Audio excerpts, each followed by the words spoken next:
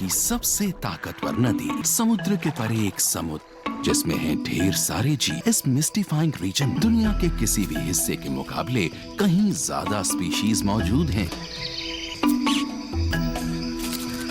पानी वाले इस विल्डरनेस में पेड़ ही पेड़ मौजूद। यहाँ है दुनिया का सबसे बड़ा tropical rain forest. Welcome to Amazonia. Amazonia कुदरत के बहुत से नियमों को तोड़ता है। यहाँ सी क्रीचर्स जमीन की तरफ 1600 किलोमीटर तक तैर जाते हैं। यहाँ बर्ड्स डाइव मारते हैं और मछलियाँ उड़ती हैं। यहाँ पानी के नीचे रेगिस्तान फैला है, नदियों में उगे हैं पेड़ और मछलियाँ दावत उड़ाती हैं फलों की। अमेज़ोनिया वाकई एक पैरेलल यूनिवर्स है। अमेज़न नदी लगभग 6400 किलोमीटर लंबी है और ये पेरुवियन एंडीज से शुरू होती है, फिर अपनी ट्रिब्यूटरीज के साथ बहते हुए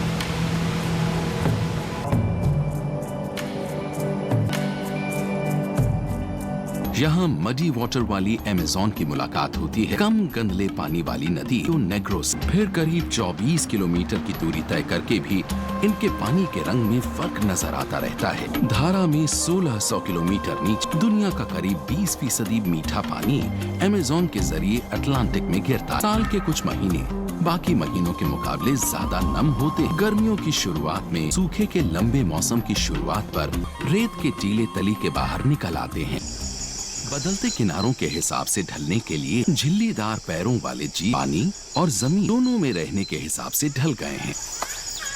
रेयर जाइंट ऑटर की लंबाई लगभग 1.8 मीटर और वजन नदी में रहने वाले दूसरे ऑटर्स के मुकाबले गुना हो और इसका नाम बिल्कुल ठीक ही पड़ा है। अपने वजन को बनाए रखने के लिए ऑटर रोजाना करीब 4 किलोग्राम सी फूड खाते हैं। जायंट ऑटर फैमिली एक साथ मिलकर शिकार करती है और अपने बिल से 11 किलोमीटर दूर तक चली जाती है, लेकिन साल के इस दौर में उन्हें ज्यादा दूर नहीं जाना पड़े। सूखे के मौसम की शुरुआत में मछलियों के झुंड घटते पानी वाले चैनल्स में इकट्ठे हो जाते हैं। ऑटर्स की पसंदीदा खुराक फिश और पर्च को ढूंढते रहते हैं। सूखे के मौसम के बीच वाले हिस्से में ये मछलियाँ कम ही मिलेंगी, तब ऑटर्स को सांपों, शेलफिश, छोटे कैमन को भी अपनी खुराक बनाना होगा। अमेज़न में मछलियों की कभी कमी नहीं हो। साउथ अमेरिका की सबसे बड़ी इस नदी में मीठे पानी की करीब 3000 स्पीशीज मौजूद है। ये तादाद दुनिया में कहीं भी सबसे ज्यादा। साइंटिस्ट्स को लगता है कि अभी और भी बहुत सी स्पीशीज डिस्कवर की जानी बाकी है। हालांकि अमेज़न और इसकी कई ट्रिब्यूटरी आपस में जुड़ी हुई हैं, लेकिन पानी की केमिस्ट्री, एनर्जी और रिसोर्सेज की वजह से